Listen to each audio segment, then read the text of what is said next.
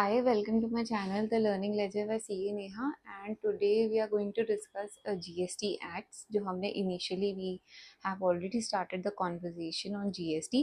So today we are going to continue that, and today we are going to see कि how many GST acts are there, and also how GST is a value addition tax and a destination based tax. तो देखो initially हम देखेंगे number of GST acts कितने होते हैं. हमारे पास है total 35 acts, ठीक है. अब 35 एक्ट्स में नंबर फर्स्ट हो गया CGST एक्ट. देन हमारे पास में हर स्टेट का एक एक एक्ट है, बिकॉज गवर्नमेंट क्या चाह रही थी, क्योंकि जीएसटी को इंट्रोड्यूस करना वाज रियली टफ.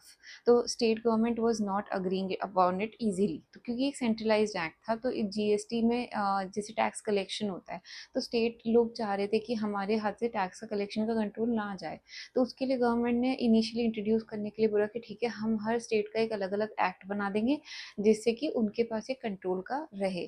तो हर स्टेट का एक 28 स्टेट है, तो हर स्टेट का एक एक्ट हो गया, और 3 यूटीज यूनियन टेरिटरीज का हो गया, तो 31 हमारे पास एसजीएसटी हो गया. नंबर थर्ड हो गया यूटीजीएसटी, जो 5 यूटीज है हमारे पास यूनियन टेरिटरीज, उनका एक एक्ट हो गया.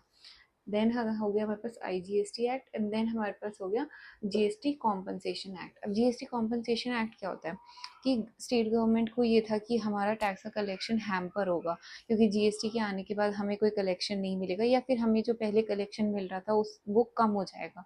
तो सेंट्रल गवर्नमेंट ने, मोदी गवर्नमेंट ने स्टेट गवर्नमेंट को ये प्रॉमिस किया कि ठीक है, जितना आपका पहले कलेक्शन आ रहा था जीएसटी की वजह से, अगर इंट्रोड्यूस करने की वजह से अगर कम होता है, तो हम उतना आपको कॉम्पनसेट कर देंगे. मतलब 14% का ग्रोथ रेट भी प्रॉमिस किया गया था कि अगर इतना भी कम पड़ता है तो हम आपको कॉम्पनसेट कर देंगे. तो that was introduce through GST compensation act. ठीक है. अब फॉर एग्जांपल मैं आपको बताती हूँ कि अगर सर्विस प्रोवाइडर एक स्टेट का है, अगर रेसिपिएंट दूसरी स्टेट का है, तो कौन सा एक्ट लगेगा.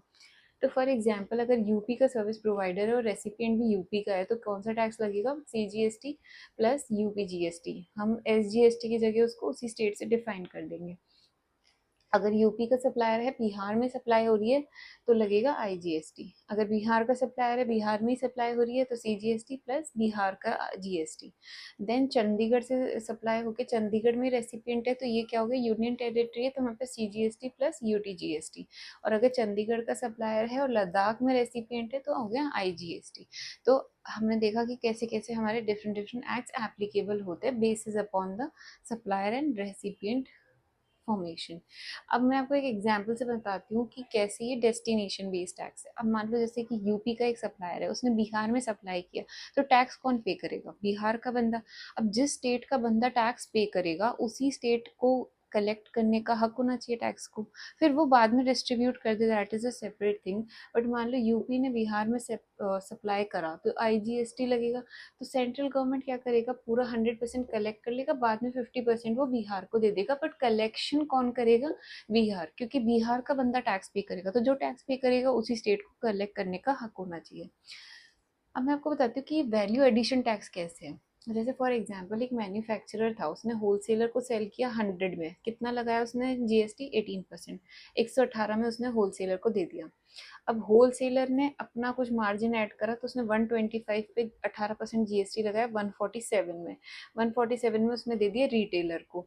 अब रिटेलर ने 147.5 में अपना कुछ वैल्यू एडिशन लगाया 200 रुपये में, उसने 18% जीएसटी लगाया 236 में उसने फाइनल कंज्यूमर को दे दिया. तो फाइनल कंज्यूमर ने कितने में लिया, 236 में. अब गवर्नमेंट के पास में कैसे पैसा आता है, देखो 18% ये था, तो 18 रुपये ये हो गया. 22.5 अगर इसका आउटपुट था, इसने अपना इनपुट लेस किया 18, तो कितना बचता है, 4.5, वो जाएगा गवर्नमेंट के पास.